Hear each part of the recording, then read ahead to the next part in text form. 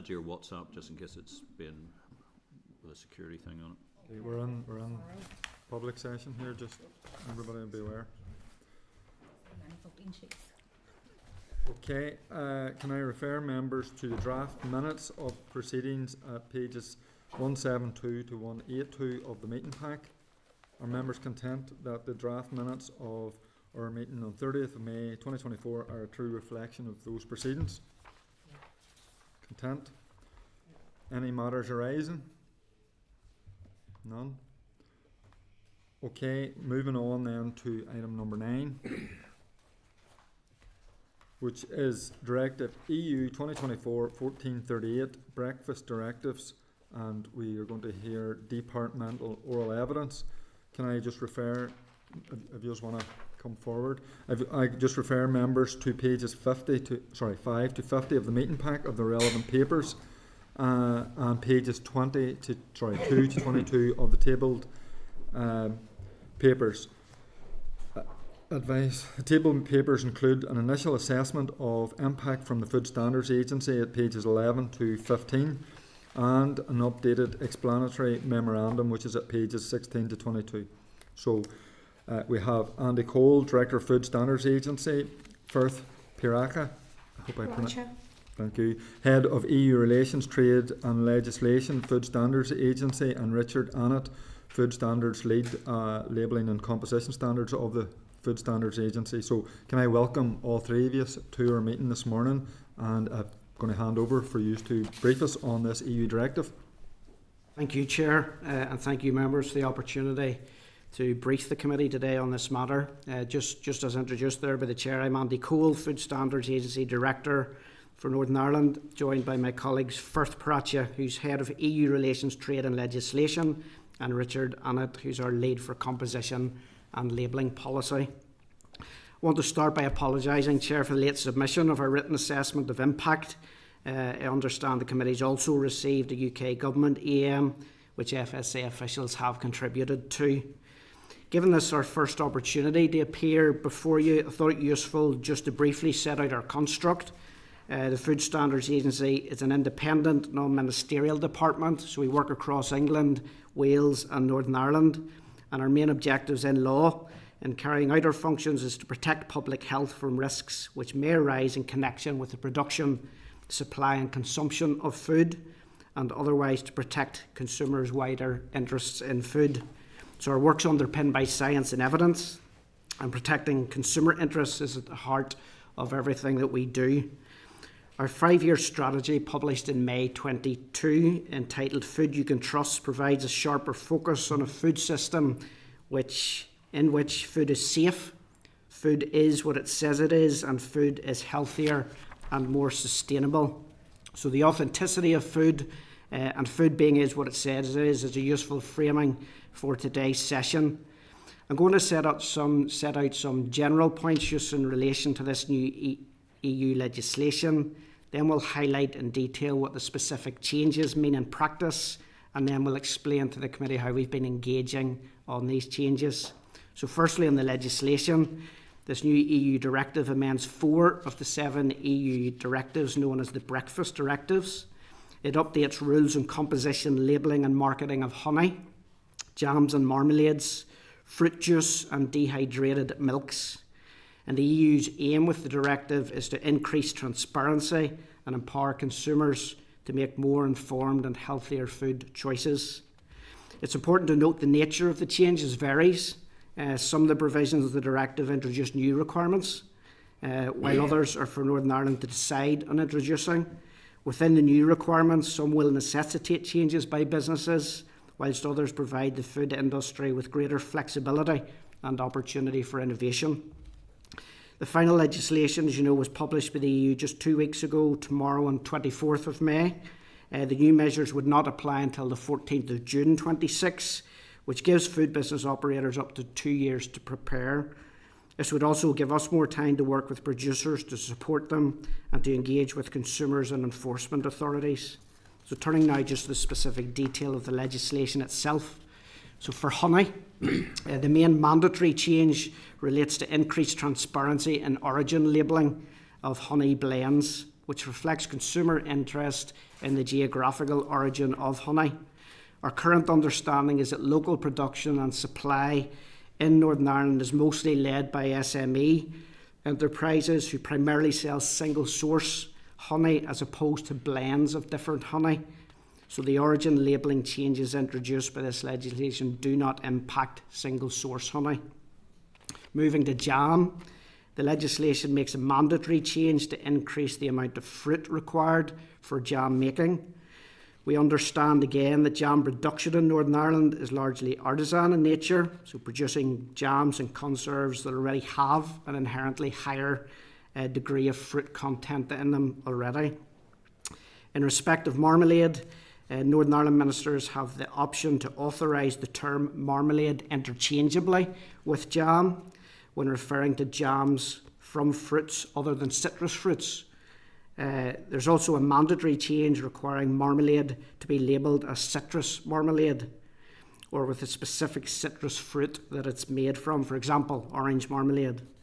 This change is intended to add clarity and avoid consumer confusion, and particularly in those EU countries where consumers use the term marmalade to refer from jams from fruits other than citrus fruits. So again, our expectation is that where a change is required to be made, it could be done just as part of routine labelling changes during the 2-year transition period, as it broadly aligns with what we understand as the routine life cycle for labelling changes within food businesses. Thirdly, in respect of fruit juice, businesses will be allowed to say on their labels that fruit juices contain only natural occurring sugars. Again, this aims to bring clarity for consumers and to help distinguish fruit juice from fruit nectars. And if at least 30% of the naturally occurring sugars are removed, juices can be labelled as reduced sugar fruit juice. Use of the term coconut water as a synonym for coconut juice will also be allowed at a minimum Brix level, which is a measure of the sugar content set for coconut juice. And the last changes to the rules are around preserved milks, which relax the criteria for products sold under the term evaporated milk, and that's to align with the international standards in this space. And the legislation also creates a new opportunity for businesses by allowing treatments to reduce the lactose content of dehydrated milk products to adapt to the needs of consumers with food intolerances.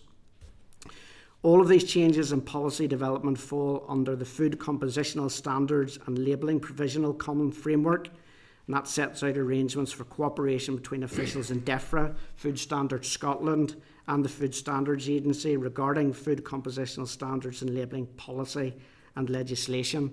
And as FSA holds the devolved policy area here in Northern Ireland and in Wales, FSA officials have been engaged in 4-nation policy discussions under that framework. Finally and briefly, Chair, let me now share with the committee how we've been engaging on this in Northern Ireland. So in August 23, FSA informed Northern Ireland stakeholders about the potential updates to the breakfast directives when they were at proposal stage. We sought initial feedback from stakeholders to help inform our early analysis. Then in April 24, we issued an update on the breakfast directive proposals within our Northern Ireland stakeholder bulletin. That's broad and deep reach. We'll maybe pick that up in questioning. And the proposals have evolved over time, and the final legislation being published, we know, on the 24th of May. So in the back of that, we're currently engaging again with stakeholders on this final piece of legislation, seeking views on what it means in practice and to inform our FSA advice. And we've made efforts in this tranche to reach businesses with a specific interest in the breakfast directives, product types to build on what we already know, and we expect to receive a response to that engagement by the 24th of June. Just in closing, Chair, you'll appreciate we are in a pre-election period. There are constraints in the type of discussion we can engage in, particularly in the wider policy development space in GB. But we're here today to help. We're here to take your questions and try and help you and inform your considerations. So we appreciate your time, and again, the invite to come, and we're happy to take questions. Okay, thank you very much for that. That was useful. Just in terms of your last couple of points, engagement with stakeholders, I think it would be useful just for the committee to know the number or depth of stakeholders here in the north where this legislation would have an impact. Was mentioned in the opening statement, in respect it's different across product types. We understand that the market in these sectors to be SME related and single source honey producers. So it's a different footprint here in Northern Ireland. In terms of the level of engagement we've done a broad reach out initially in August 23 to stakeholders about the updates. We did more bespoke and tailored update then in April 24. And now we've taken that, once the final legislation has been published, to reach into trade bodies, associations, because it's an SME economy. District councils as enforcement authorities would be engaging and closer to those producers. So we've asked them to use their reach as well, just to build on the evidence and knowledge we have. Richard, have you anything more detailed on the engagement? Maybe just to say that whenever the proposals are first being developed, they evolve over time, and we're trying to engage as certainty has emerged with these proposals. And this time, as Andy has mentioned, we've made significant efforts to make sure that we're extending our reach into those commodity-specific industries that hold particular interest in these products. Okay. The stakeholder bulletin, Chair, that we referred to, it's probably a reach of in the 7,000. Okay. So it's quite broad, and in this latest phase, we're trying to tailor and really target to those individual food businesses. That stakeholder bulletin would reach food businesses themselves, other government departments, agencies, enforcement authorities, trade associations. So it's quite a broad reach across Northern Ireland businesses. And in terms of your role, policy development, looking at this, and in terms of your other role, engaging with stakeholders, this committee looks at the specific question of whether the application of a change in EU regulation would have a significant impact on communities here that is liable to persist. It would be useful for an assessment of that specific question for us. Yeah, well, some of the changes, were mandatory, and some of them will be at the discretion of food businesses to innovate themselves. Some changes will come to the Minister for Health for decision. So we need to build our knowledge base on that to understand the impact of implementation, to bring those decisions to the Health Minister. What we do know at present is there's not a substantive change to the legislation, the current arrangements.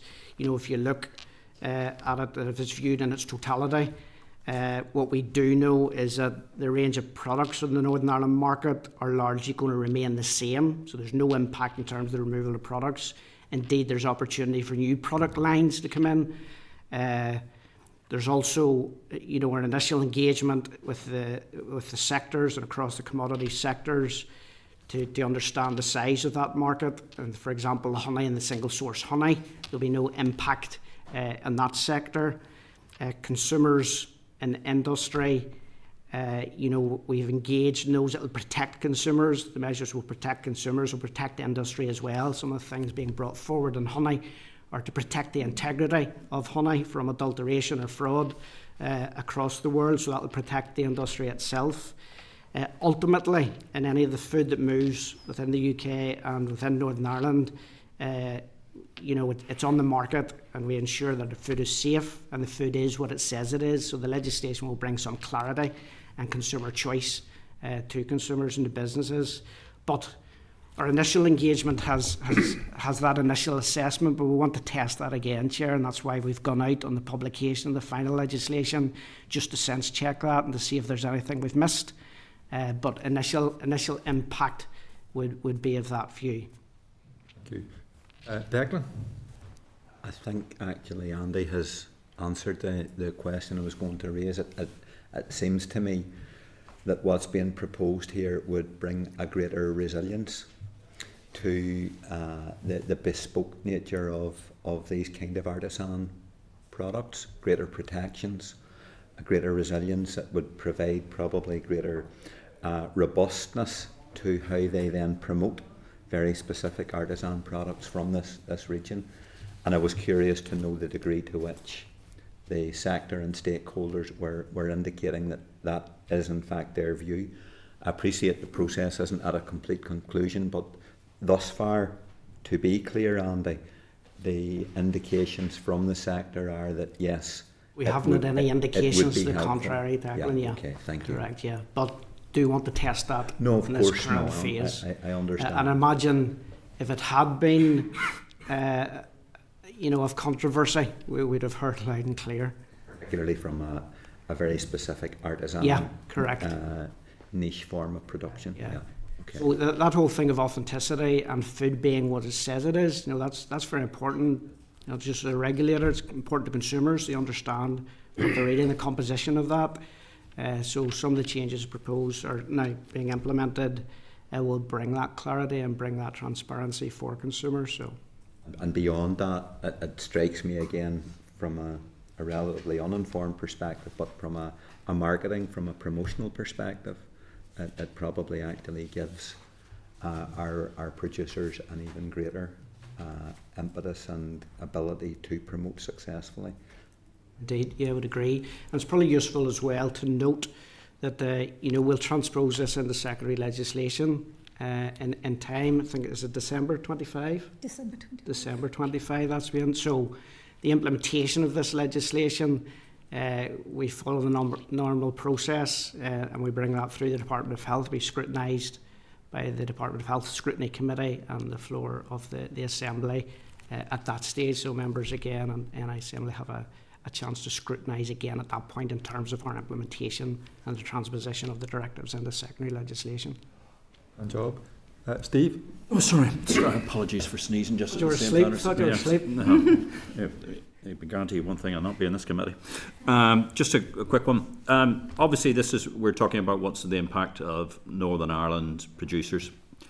What's going to be the impact from the rest of our nation of providing, because obviously most of the marmalade products, honey products and all the juice products that come in from the rest of our nation. What's the impact going to be over the 2-year period then? And are they going to have to change their sort of labelling requirements to match the rules and regulations here? Or are there going to be derogations to allow, because this will have a significant change particularly in our supply chains? Well, the current arrangements, and first will add some light and shade to this, the current arrangements under the Windsor framework, as you know, allow for anything that's produced here to move freely into GB under UKIM arrangements, and likewise anything produced in GB, there's smooth free movement of that food into Northern Ireland under the NIRMS scheme. So there should not be friction there. There'll be some differences. The jam marmalade one, there'll be slightly a difference in terms of the product in GB and the product in Northern Ireland, but just under these directives. But there'll be smooth movement of that. And the important thing for us is to facilitate that smooth movement, have the public protection for our consumers in Northern Ireland, ensure that the food is safe regardless of it's generated in GB or generated by manufacturers. You don't think there'll be no impediment to our normal supply chains, particularly for... Okay. Right. Is that fair? That is fair. We're not expecting to see any change to the range of products that are supplied onto the Northern Ireland market, because the arrangements that have been put into place under the Windsor framework mean that we have that free flow of products produced to GB public health standards across into Northern Ireland. So there shouldn't be a supply chain impact in Northern Ireland at all as a consequence of this. And as Andy has indicated, because products produced in Northern Ireland benefit from qualified Northern Ireland goods status, they have unfettered access to the entirety of the UK internal market. So we expect that if this legislation is implemented, Northern Ireland producers will still be able to access the Northern Ireland, GB and EU markets, giving them a broad range of access. Thank you. David? Thanks, Chair. Just to sort of build, probably a very similar, if not the same question, but just to clarify what Steve was asking there. So our goods can go over in the GB uninhibited, no problem. There was some concern in some of our papers. I'm having IT problems, so I can't get to it exactly. But that there might be some implications for some of the products that would be available to GB consumers that might not be on our they didn't give specifics. It was just saying this was a general sort of, it may lead to a situation where you may not have the same range of products in Northern Ireland that maybe in the UK. Can we get some clarity? Is that possible? Because it's not just the impact upon our in this case, artisan producers, but also the impact upon the range of choice to our consumers? So members will appreciate we fall into the pre-election period. We can't provide a view on what future UK government policy may be. However, that said, because of unfettered access for Northern Ireland goods into the GB market, equally we expect consumers in GB will have access to a broad range of goods as well. So products produced to these future Breakfast Directive requirements will be available on the GB market also, just as but it wouldn't be the UK government that would object to those goods coming here. It would be the EU, presumably. So, I guess that's what I'm asking. Are there things that are going to be available in the rest of the UK that the EU may object to coming here? Is that what? Specifically in relation to these breakfast directives, that will not impact the range of products that are available on the market in Northern Ireland. They can move freely into GB, nor will it impact the range of products produced in GB that are able to flow into Northern Ireland. So in respect of these directives, that should not be the case. And then that probably answers my next question, and it will be the same across the board, is the understanding the health benefits and so on of it. Most people are not buying jam for its in being health conscious. And some of us had a scone here today. not to disparage the assembly suppliers, but I suspect there's not the highest degree of fruit content within the jam. But reducing the amount of sugar, increasing the fruit content would necessarily, I would imagine, have a cost implication as well. Do we see that there would be any significant change there, and would that be in any way disproportionate to yourselves than the rest of the UK? There's a couple of things in there in terms of increased fruit and potentially increased cost. Yeah, so as I said, our sector here looks to be artisan in nature and probably a higher fruit content and quality product anyway. But yes, the cost of implementation, again, we'll test that. So we will when we go out. What we do see, as I said, we're science and evidence led. So what we see from our data and surveillance is that consumers want to produce food, to consume food of a lower sugar content. There's too much sugar in our diets, so increased fruit, less sugar. It's a health benefit, I'd argue. So that's a positive perspective. I accept that. And I guess there's a range. You pay your money, you take your choice, and whether you want. Indeed, and I suppose it gives broad consumer choice as well. There'll be fruits and conserves available with different fruit content and different levels of sugars. And the important thing is, I keep saying, food being safe. Food is what it says it is, but that will be labelled properly for people and consumers to make that choice of what they want to consume. And there is a good possibility that some of our high quality producers are already meeting some of these minimum standards, and our current stakeholder engagement is reaching into those commodity specific sectors. So we're hoping this time that we're going to get any feedback if there are any concerns or indeed foreseen benefits with these changes. Yeah, no, I accept that. I think what I was saying at the start though is no doubt we've great quality producers and so on, the people who would want to purchase far beyond our own shores, but just the case of it's not from this committee's point of view, it's not just in case of looking out for, I know we often focus on it, but it's not just looking out for local industry, it's also looking out for our local consumers, and if they want the less healthy, well, there's lots of us make different choices through our lives, but we don't ban them all, and that's sort of what I'm trying to get at. So thanks very much.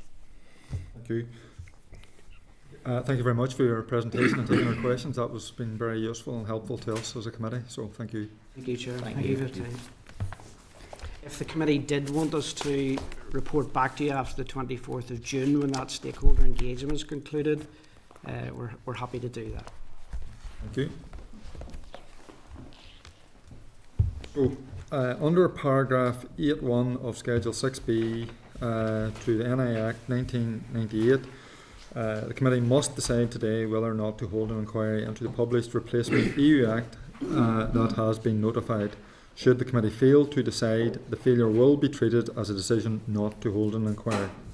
So, having regard to 1. The legal advice on whether it appears likely that the Replacement EU Act significantly differs in whole or in part from the content or scope of the EU instrument which it replaces, and the updated explanatory 2. The updated explanatory memorandum and the departmental initial assessment on whether it appears likely that the Replacement Act would have a significant impact specific to everyday life of communities here in a way that is liable to persist. Can I ask, do members wish to hold an inquiry into Directive EU 2024-1438 of the European Parliament and of the Council of 14th of May 2024, amending Council Directives 2001/110 EC relating to honey, 2001/112 EC relating to fruit juices and certain similar products intended for human consumption, 2001/113 EC relating to fruit jams, jellies and marmalades and sweetened chestnut purée intended for human consumption, and 2001/114 EC relating to certain partly or wholly dehydrated preserved milk for human consumption. That was a long question. David. Can you repeat the question, please, Chair? Very good. Without using notes. Chair, appreciate the legal advice on the evidence we received today. I know the legal advice said it didn't see significance, but there was comments upon there being the potential for divergence. Again, during the evidence there, I think that there was enough, whilst they were clear on where they think this is headed, I think there was enough there that they said they couldn't answer or wanted to put to, or would have to be put to the test, to think that it would be prudent for us to have the opportunity to hear from industry, consumer bodies, people who may be interested, and give them the opportunity to come forward. And on that basis, I'm going to propose that we do have an inquiry. Chair. Okay. Chair, just to comment briefly, I guess the limitation of today's evidence is that we can't get into great detail around potential future UK government policy, but nor over the course of an inquiry would we be able to get into the detail of future UK government policy, and therefore I don't actually see the benefit of holding an inquiry in this instance. I think, having considered the legal advice, my assessment is that it doesn't differ significantly in terms of scope, and given the initial impact that has been outlined today, we haven't heard any evidence that there will be disruption in terms of supply to consumers, and so therefore I don't believe an inquiry is necessary in this instance. Declan? Yeah, I agree. That was the point I was going to make. Our responsibility is on the basis of the information, legal advice, departmental assessments provided to make balanced assessments of what we have heard, and for that reason I think it would be not a good use of the committee's time to engage in an inquiry on this issue. To repeat what I've said many times before, there will be occasions when we are duty bound to carry out inquiries because there are clear indications that is necessary and appropriate. I don't see the case on this occasion, and we need to caution ourselves against opening up a cottage industry approach to inquiries to no good end. Okay. I will need to say one more thing, Chair, is that we certainly from our point of view, as it was expressed earlier, we have seen from last week that we can't lean entirely on the evidence given by one particular body or department, and that's why I think there's enough. I understand everything that's been said, but it's just a case of allowing the opportunity for industry and so on to come forward, and if they have concerns to raise them so that we're aware of them. But that's my base. Can I come in? Sorry. Go on first. Thanks, Chair. Just traditionally, we've kind of been in circumstances like this before, and where people have sought an inquiry. In terms of all that's involved in that inquiry, it's never been denied.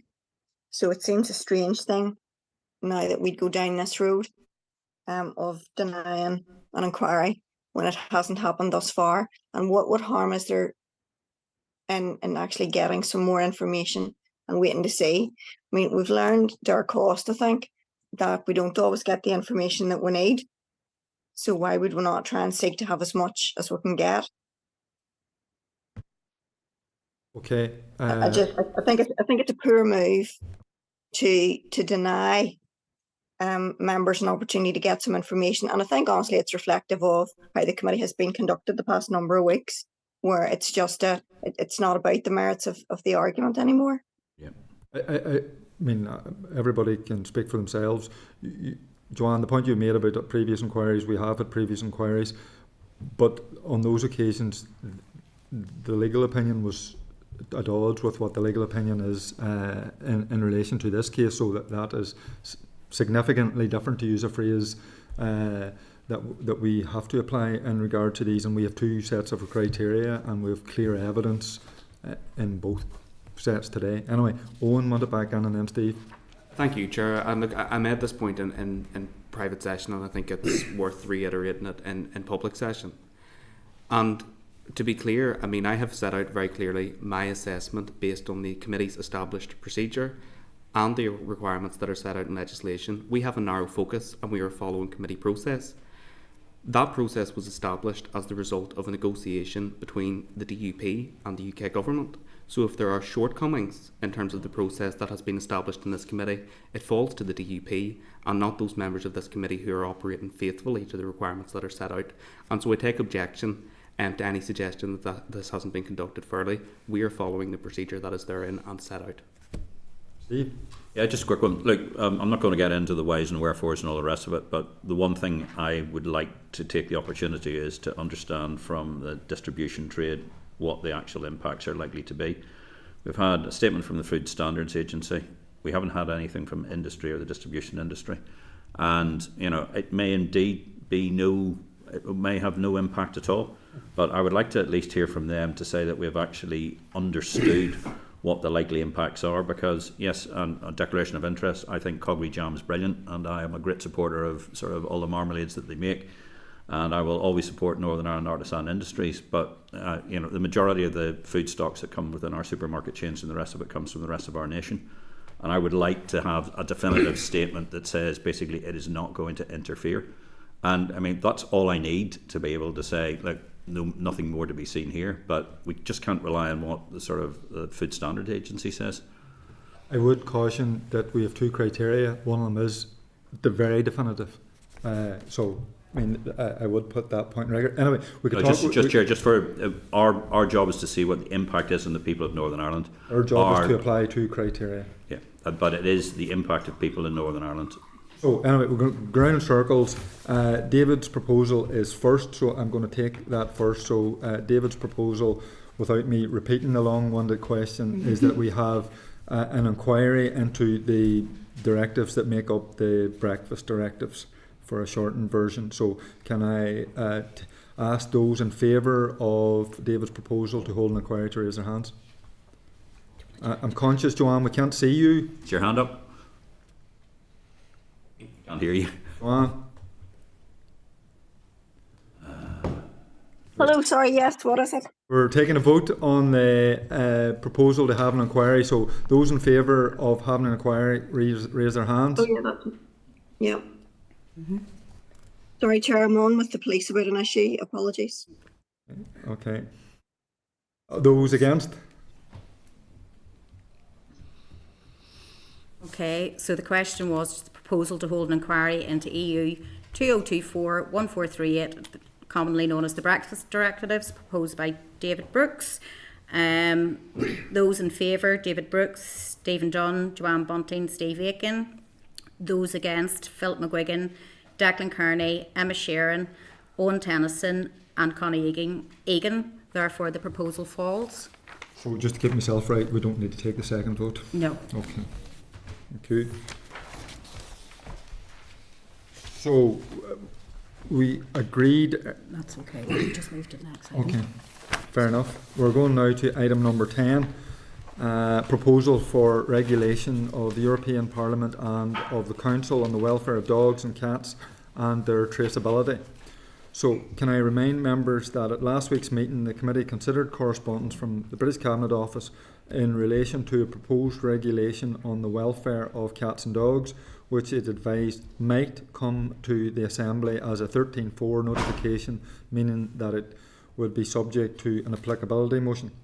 The committee agreed to write to RAISE to request a list of stakeholders that would be affected if the Act was to come into force by Monday, 10th of June 2024. Can I ask if members are content that, as part of its examination of the Act, a departmental assessment of impact is requested for the 24th of June, and that officials are invited to provide oral evidence on the 27th of June? Content? Content. Okay, item number 11, which is correspondence, there is none. And item number 12 is Chair's business. Again, there is none.